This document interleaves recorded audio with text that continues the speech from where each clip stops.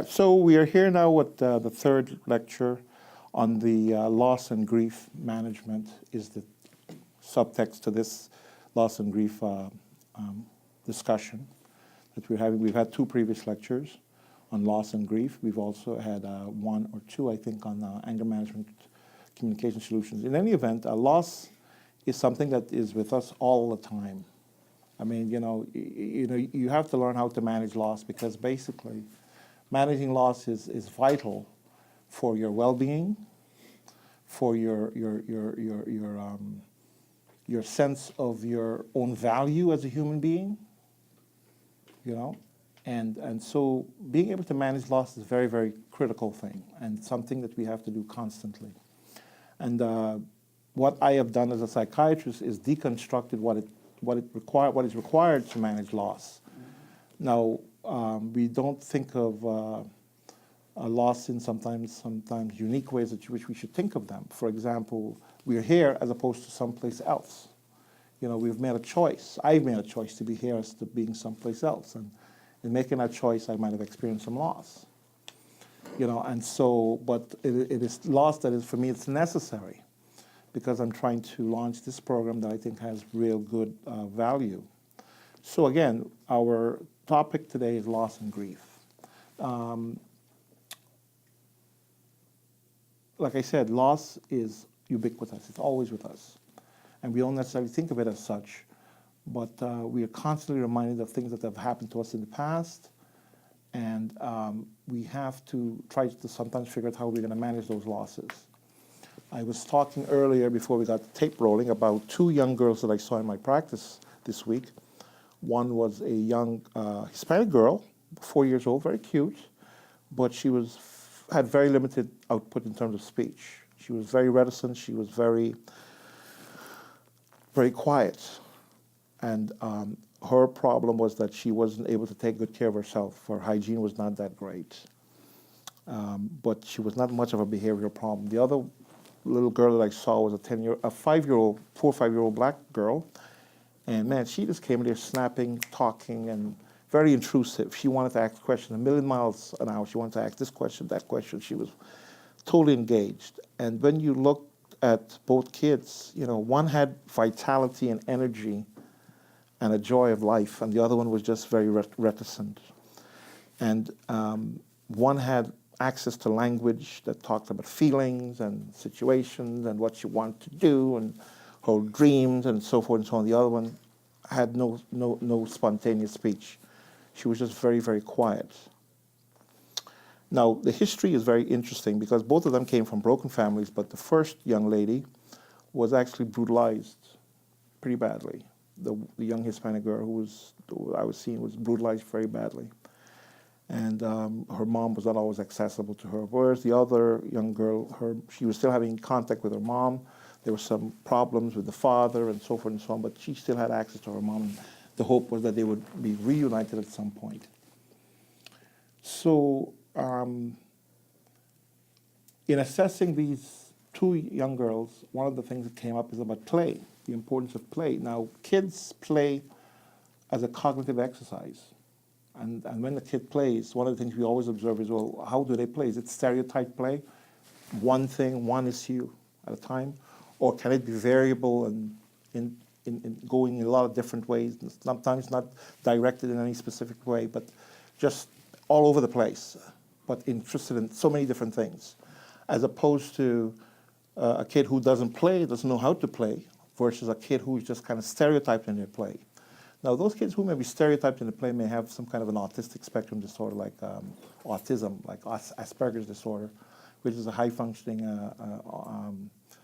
autism, Asperger's disorder. They have good language skills, but their social limitations is very skewed, very limited. Then you have kids who are just completely traumatized, where the trauma that they've experienced in their life completely dominates their life, and they are incapable of playing. Those kids have very diminished sense of their own value. They have a diminished sense of their own life vitality, and there's a diminished sense of their own well-being. And so that lends itself to a whole series of other problems, depression. They might even begin to look psychotic, and there's something termed traumatic psychosis, which sometimes is resistant to neuroleptic medications, but can then go on to become depression, and it can look like schizophrenia, but it's really not schizophrenia because there's no real formal thought process disorder. It's just that because of the trauma, they manifest a lot of other symptoms such as auditory hallucinations and so forth, and a lot of decrease in their ability to speak and to describe what it is that they're experiencing. So the capacity to play is very important. And the capacity to play in a lot of different areas is very important. And so that's where we start. One of the things that happens to kids, though, is that they are traumatized very early in life. And a lot of times they might even be aware of the trauma. The trauma could have occurred years and years ago, but it has presence in their immediate life. The example that I like to give is that if, I've had injuries myself, where I had, when I was younger, I had maybe a left knee contusion injury.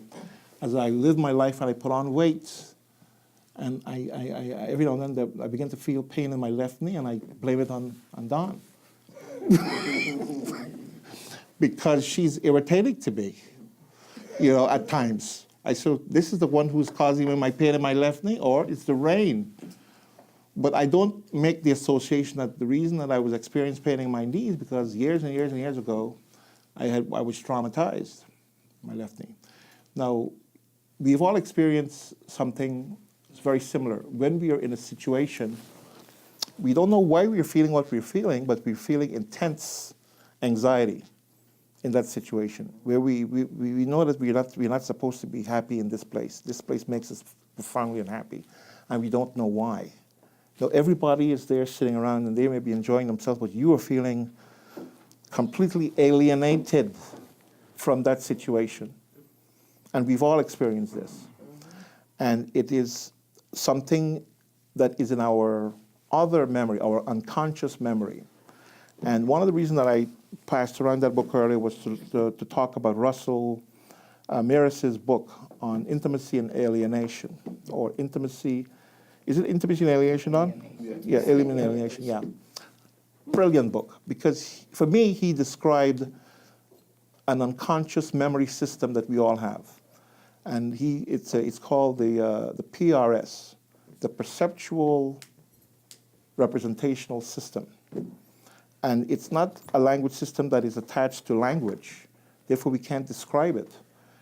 Each one of us has there's something called curtain memory, where something that may have happened to us before age 4, we don't have any memory of it, but we do know that something has happened. And sometimes you may have kids who sometimes act out. They may act out sexually, they may do things that are perverse, they may be very aggressive in hitting and damaging other people. They may be doing a lot of very destructive things. And you say, why are they doing that? And it's because of that unconscious memory system, which is termed PRS. It's the Perception Representational System, and it is active, and it is primed. You're primed for it, and it's not something that happens when you're just a kid. It happens to us all of the time. It can happen to us as adults when we're working, and we know that we're being treated differently. I had the experience of flying back to Los Angeles on the Southwest airline, and I sat at a seat, and the stewardess didn't want me the male stewardess didn't want me to sit in that seat because he wanted it for a nice white couple that was disabled, and they were waiting for their other daughter to come join them, but she never joined them. It was only the two of them, but they did not want me sitting in that seat. So 5 minutes before the flight left, I sat in that seat, so they pulled me off the flight to see if I was going to be a problem. And so the stewardess told me, "I've seen you before." "You seen me before?" He said, "Yeah, I've seen you before, and you are always a troublemaker here." I said, "I've never seen you before, man. I follow the rules." There was a seat open there. I was in the first group to come on. There was an open seat. They were saying they were waiting for somebody to come. I said, if there was a situation where this man who was disabled had to fly, he had his wife with him. And she was not disabled. She was his eyes and ears for to travel to L.A.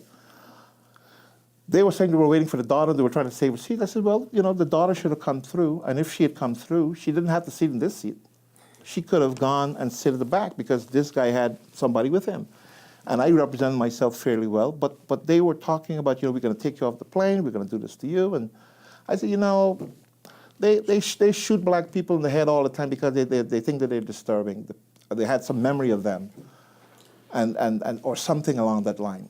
And it has to do with this kind of prosecutorial system we talked about in the past, prosecutorial anxiety, where you think that based on somebody's history, you can use their history against them. Big black guy, he must be a bad dude. If he's not a black dude, I can make him a bad dude because I can plant something on him, I can do something with him. So even though I'm an adult, I'm still in a system that I'm being primed. So I notice when I'm in a certain situation, I don't care who I am, I have to be aware of my losses. I have to be aware of the field that I'm operating in. And so what I can describe it. I have access to language. I have access to defend myself. But when you're a little kid and you're being sexually abused or you're being damaged in some other way and you don't have the language to defend yourself or you don't have the wherewithal by practicing to defend yourself, then you're really in a lot of trouble. You're susceptible to a lot of depression, anxiety, and loss. You experience a lot of loss in that setting. So play becomes very important. The development of language becomes very important in this process. But the reason I mentioned play is that, adults play in a different way than kids play. It's the same thing, but it's cognitive. Kids play with toys and with whatever they're involved with. But adults sort of play too, but we play with other people that we're in relationships with. We have a series of relationships with people who have routines and habits that we have to tie into, that we have to accommodate to. So there's a learning process that goes on in our play, and it's practicing. In order to truly manage your loss, you have to practice. You have to practice constantly. You have to develop a language to experience what it is that you're experiencing. Now, this process should not be directed. Earlier I was talking about my brother who called me and he was making calls about he's in this system that has to deal with authenticity, and he's calling around apologizing for being inauthentic to a whole bunch of different people. Called me and he says, I want to apologize for being inauthentic to you. And I said, well, calling me and telling me you're inauthentic is kind of inauthentic in the past, So I said, you got to read Maris's book because he talked of a way to deal with that. And basically it's non-directed, unconscious interaction with people, just interacting with people, taking your garbage out, saying good morning to when you go get your newspaper, taking care of your kids, being kind to the neighbor who needs some help. Constantly you're doing non-directed, random events with people who have other routines and habits that you're attached to. And in that unconscious spirit, there's learning that takes place. Again, to manage loss, you have to have two components to managing loss. You have to practice,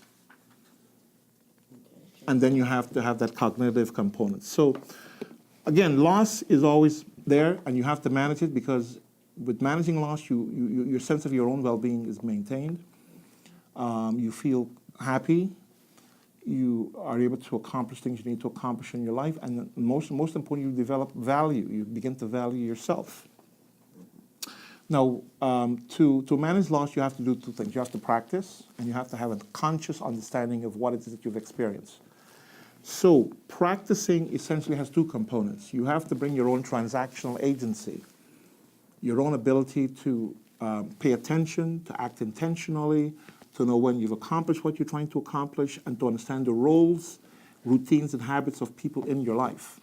So you have to bring that to the table, and you have to engage in bilateral relationships with your mate, your spouse, your work, your hobbies, your church, your culture, and yourself. If you've got medical problems, you've got to take care of yourself because you have to have a relationship with yourself. And part of that practicing is to take care of yourself, to exercise, to eat well, to give yourself a chance to rest. And it's in the practicing that you develop a conscious understanding of what it is that you need to do in order to repair yourself. Now, in terms of the cognitive piece, acceptance and bargaining, it seems that they're opposites and they're counterintuitive and they're against each other, but actually they're both serving the same thing. They're subserving understanding, and sometimes it's random. There's a randomness to bargaining that is very helpful. Now, in the bargaining piece, we talk of it in terms of the envy, schizoid, paranoid position. Sometimes they're envious, but if you dig deep into the psychiatric and psychological literature, envy is a step up to a certain place that leads to recovery and repair. You're being schizoid and somewhat paranoid about a certain situation. If you have fellow travelers along the way that can be with you and help you to understand that you are being paranoid, that what you're seeing is not real, is part of the process. So a lot of our recovery is facilitated recovery. It's based on the fact that we continue to practice. We continue to engage other people who are able to help us along the way.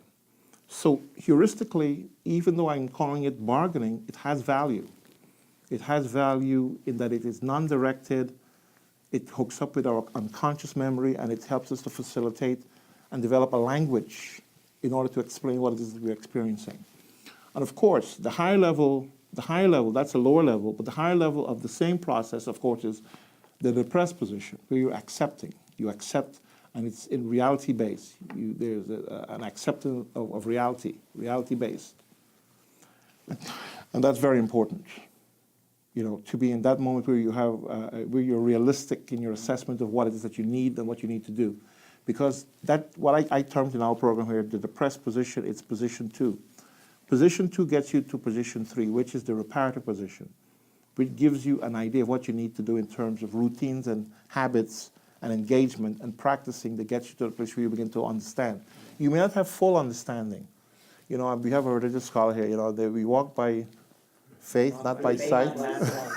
So a lot of times you have to have that faith to go from a place of bargaining to acceptance. And so in terms of full recovery, you have to have that leap of faith, which is a facilitated process is facilitated by God, or believe in God, family, and friends. And then that helps with the cognitive understanding. Now, a lot of people sometimes experience a lot of sadness in their life because they don't know why they're experiencing loss. And that brings a lot of sadness, and it's in our diagram here. We talk about, on the bargaining axis, we have a lot of sadness, and we don't know why we're sad. So we go from sadness to a place of anger, depression. Then we go to a place of this being schizoid, envious. Why does she have that? Obama's a Kenyan. These are when I designed this when I looked at this diagram, I was seeing people in the Republican Party, such as the Donald, and others saying that Obama was born in Kenya. I says, where is this from? Now, if these people are smart and they know better, what about the folks who aren't really as smart, who have limited access to language, and you're putting it out there that Obama was born in Kenya when you know fully well that he was not? That is what you term envy, schizoid, paranoid position of bargaining. And what is it to learn from that? I don't know.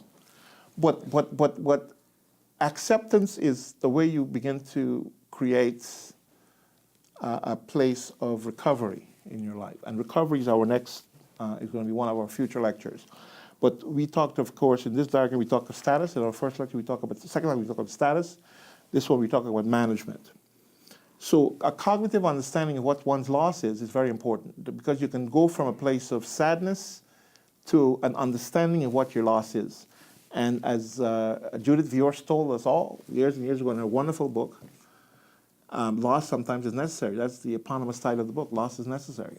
Loss is necessary because loss gives you a chance to acquire certain skills that you may not ever otherwise have. There's so many examples in nature where we lose things that helps us to become better, more specialized, more efficient. For example, handedness. People become right-handed or left-handed when they're about 7 years of age. Mid-latency, age, they're about 7 or 8, they become handed. They become either definitively right-handed or left-handed. Or ambidextrous? Well, the few people are ambidextrous, very, very few. And a lot of times being ambidextrous usually refers to somebody who may have some kind of a brain damage or injury. So a lot of times when you see people don't have ability to pick one hand or another hand, it could really be related to some kind of trauma that they might have experienced, but not always. Some people who are ambidextrous are just very skilled, and they're somewhat of a freak of nature, and they're able to have handedness in both areas. So there's nothing that says but most of us, normal, average Joe people, we make a choice. Because in choosing either right-handed or left-handed, it helps the brain to organize itself. You're right-handed, speech goes to your left hemisphere. And it helps the brain to organize itself in different ways. There's a time in our developmental life when we engage in pruning, where parts of our neuronal anatomies change. It actually explodes and goes away. And we need to have that happen in order for us to develop specialization and to be efficient in our ability to think and to function. If that does not occur, then we aren't as bright, we aren't as capable of truly engaging in the kind of activities we need to engage in order to make ourselves better. So, loss sometimes is necessary.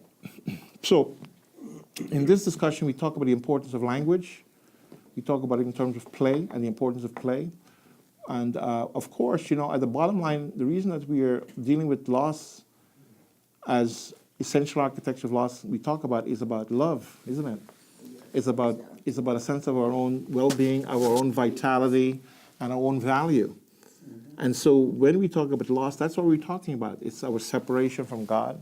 It's separation from a source of life. And this separation from normal things. And so basically to be able to manage loss is a very, very important thing. And the key there is that you got to practice. You got to practice, meaning you have to have good habits. I mean, if I were to tell you that as an athlete, you have to run and work on your skills every day, you'll say, of course, man, what are you? You think I'm a fool? But you tell somebody that you have to also, as a human being, practice good habits in order to manage your loss. If you're diabetic, you've got to make sure what you're eating, you've got to exercise, you've got to make sure you take your medication, go see your doctor. You need to maintain routines of habits of working so you can maintain insurance, take care of yourself. You have to work on your spiritual side. You got to practice. And sometimes you do those things not because you understand anything, it's because people are facilitating that process, because your family, your doctor, those people whose routines and habits you're attached to help you to facilitate that process. They allow you to, in a bidirectional, non-directed way, do the right things to take care of yourself. And so that is a very important part of that process.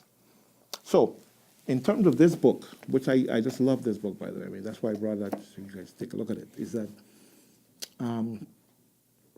the construction of the unconscious memory. You got conscious memory, which is language-based, and unconscious memory, which is not language-based, but you have clear memory of it, what's happening to you anyway, but you don't experience it as something in the past, you experience it as in the present.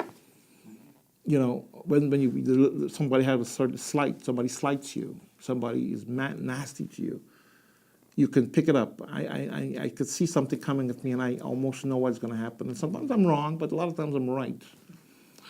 But a lot of times also I set up the predicate where I expect that to happen and I set up the conditions where it happens. And sometimes the brain has to be able to truncate that axis. And the book is wonderful in terms of it describes how that happens.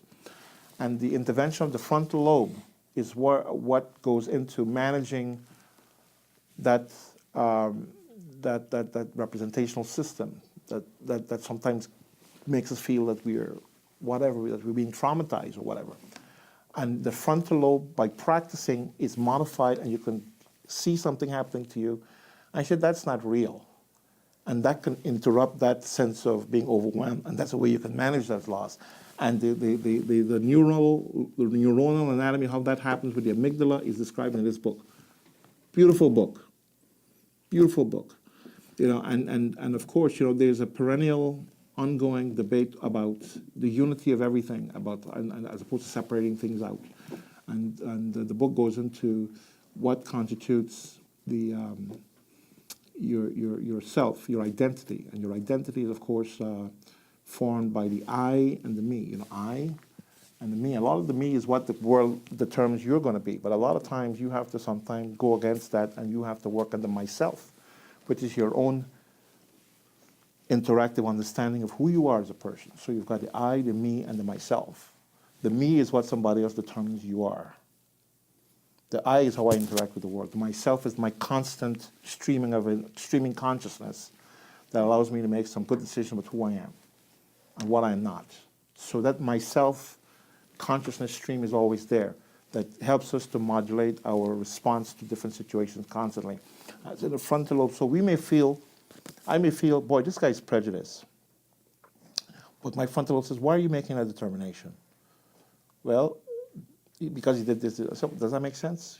He's supposed to do it. He's thinking about something else. And so you see, instead of making the supposition that he's prejudiced, you say, well, I'll ask him a question and see how he responds to me. And a lot of times, no, we've got a dangerous situation here, sir. You got to go here, you got to go there. I said, okay, thank you, man. I really appreciate that. Because we are able to engage in conversation, I can dispel what other misrepresentations I may have about a certain situation. And it's that way I can maintain my own sense of value, my own sense of my own vitality, my own life force. And so that becomes a very important process. So, the next thing is we're going to open up the discussion. And so the next part of the lecture, we're going to open up and talk about different things that you may have to talk about. So the floor is open. So you had asked the question previously.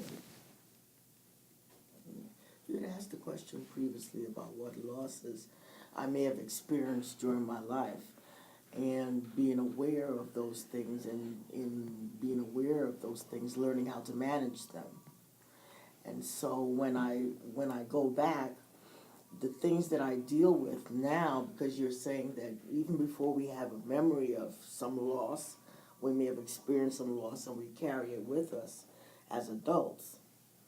I had loss of my youth at 14 because of having a child early.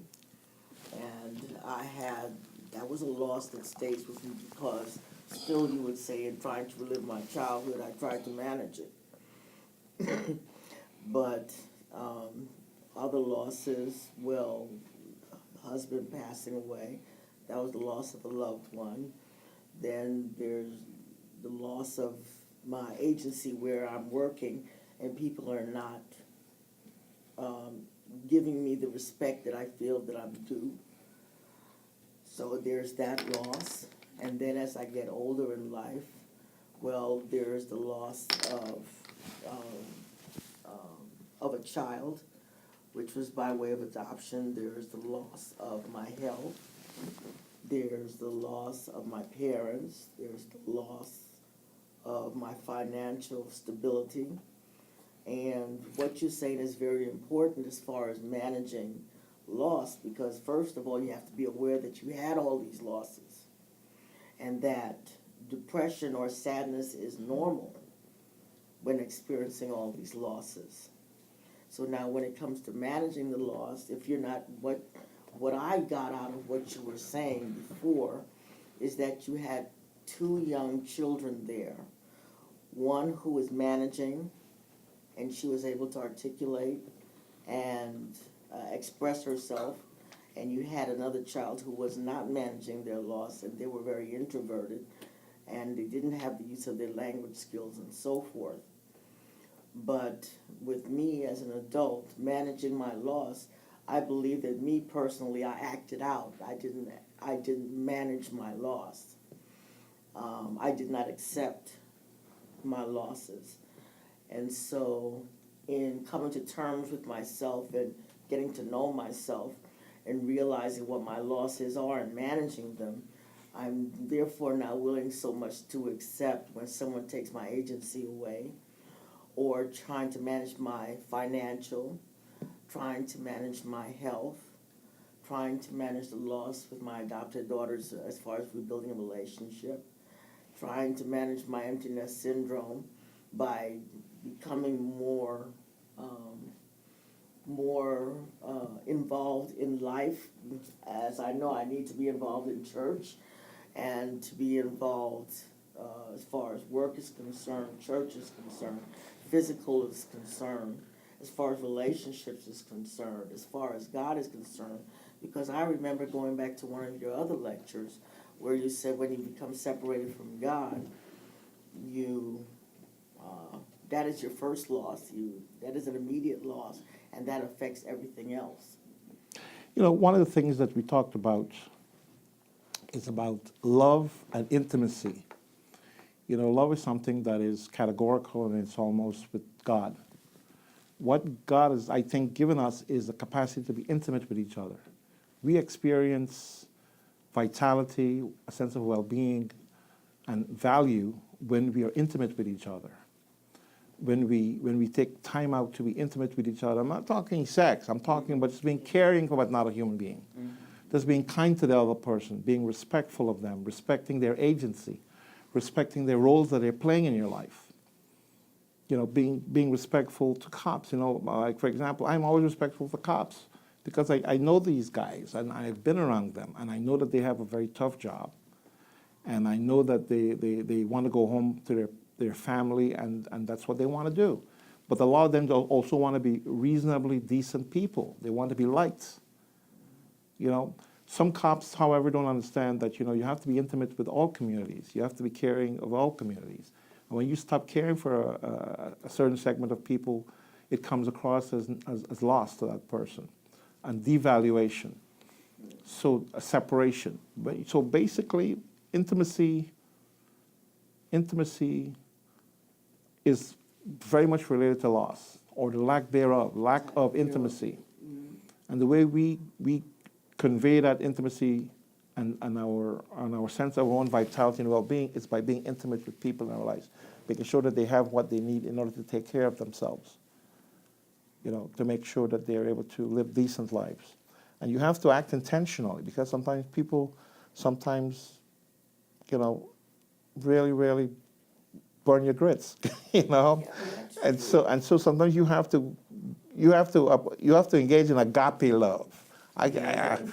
Agape love, man. You know, there's lots of different types of intimacy. You know, in the program we talk about intentional architecture, we talk about storge, we talk about eros, philia, we talk about xenia. Now, what you guys know xenophobia? What is xenophobia?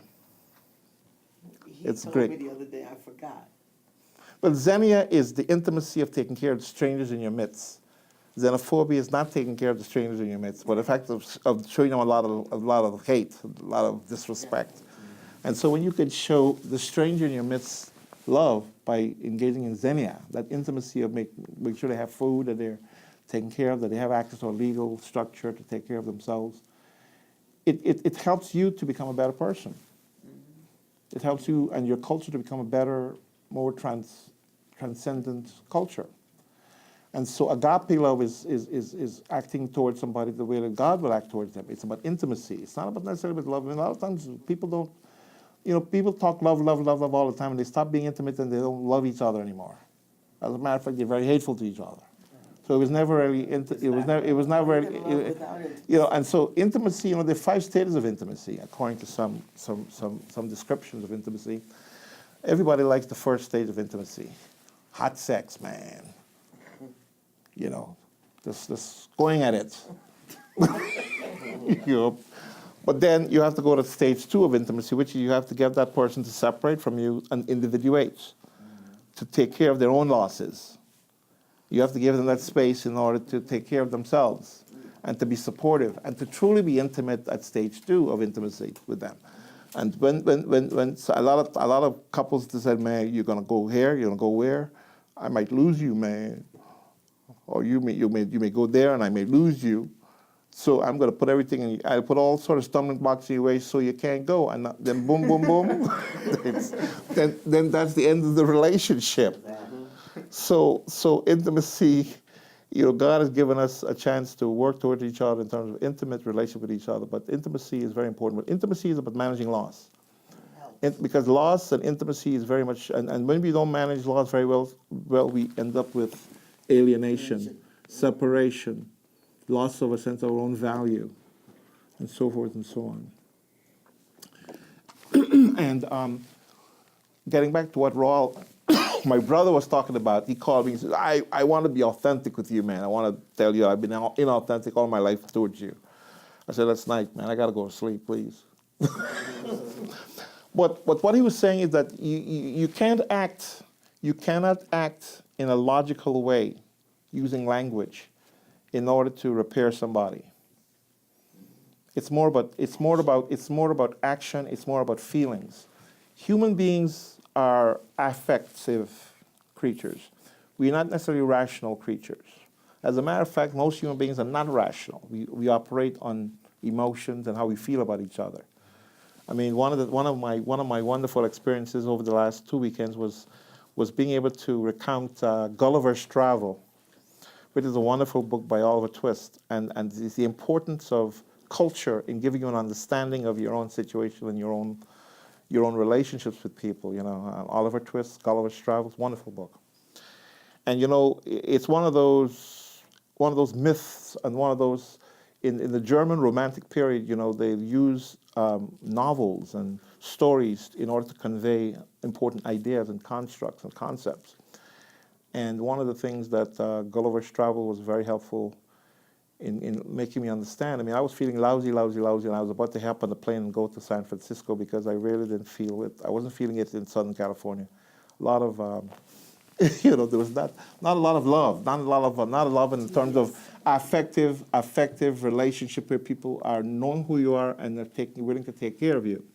And so, man, I'm going to go to San Francisco again. I'll be away from this place. And then I began thinking of my dear old mom, and she said, you know, Gulliver's Travel. I picked up a book on the German Romantics, and I says, why am I thinking of Gulliver's Travel? You're reading about the German Romantics. I mean, you use of literature to convey very important ideas. And this idea of Gulliver getting on a ship, he's a ship's doctor, and he's always traveling. You know, he travels, he meets the Lilliputians, these small people, and they want to blind him, and they don't want to feed him because he eats too much because he's a giant. And and in their culture, you know, if you can walk on a tightrope, you get positions. If you can't walk on a tightrope, you can't be in the government. You know, and then eventually he was now captured by big people, and they treat him like a little toy, a little minion. You know, and he said, but I'm a big person. You know, it was overwhelming. And then, you know, he goes to the horse people, you know, these Hunanins, you know, who are controlling the Yahoos. The Yahoos are people that look like human beings, but they're real Yahoos. They're the worst of the worst. Think of all the bad human beings you've run into all your life. Those were the Yahoos. And so I remember feeling really bad. I didn't go on my trip to San Francisco. I was laying in my home, and I was just on the floor busting out as I was thinking about the Yahoos. I said, Mom, thank you. Because I'm surrounded by a lot of Yahoos. You know, people who are not, they don't see any value in me on an emotional level, and so they have other things, people that they find more value in, even though I support them, but they would rather go someplace else. So they're not being rational, they're being emotional. It's what they feel. They're being inauthentic. They were being inauthentic, thank you. That was And the so word. they're being inauthentic. So human beings, you find them all the time being very inauthentic and even cruel to each other. And a lot of times you're just overwhelmed by this. And so the only way you can sometimes get perspective is by practicing, by acts of kindness. And so sometimes you may not be receiving those gifts, but you may be helping other people. And intimacy is a two-way street. Intimacy, this is one-way street. You can, you know, one of the things that I've been looking at was this concept, this construction of moral sentiment. You know, as I love the Scottish philosophers, you know, guys like David Hume and Adam Smith.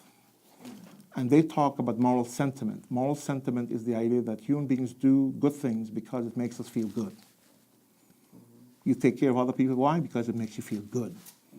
And yes, go ahead, Don.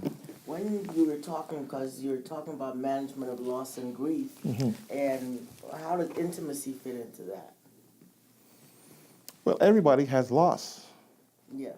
And intimacy is what we engage in when we engage with other people in our lives, right? We take care of other people. That's practicing.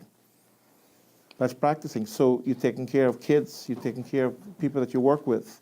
You're taking care of your culture. You're giving people things that they need. You're taking care of the strangers in your midst. You're practicing with other people. And in my diagram here, we talk about transcendency as subserving service, support, safety, and security. And that is about signature routines and habits. I am respectful of the farmer because they provide us with food. I'm respectful of the cops because they protect us. I'm respectful of different people who are responsible for our safety. So basically, transcendency is practicing and supporting people in their routines and habits to provide service, provide support, security. You know, one of the things I always like to say when kids complain at the mom, I say, you know, moms are always right, even when they're wrong. Moms are always right. Even when they're wrong, they're right. And that's the idea, because you have to give people agency to be wrong. Because guess what? People correct, and they eventually do the right things. You know, America is a wonderful country. I love America because America is an idea, and America corrects itself. America is able to self-reflect and correct itself. So you had 100 years between Plessy versus Ferguson, and well, close to 100, and the decision in 1954, Brown versus Board of Education. You know, and so it goes to Hegel's construction of historicism and the importance of government in terms of creating that space that allows us to grow and to thrive. So this is some very, very complicated stuff, but I am just excited by this road that I'm on. And the importance of moral sentiments, for example, is something that I've been thinking about a lot. The idea that people act intentionally, you have to be kind to other people. You know, I wrote a blog on the picture by Spike Lee. What was it called? Chirac. I love Spike Lee.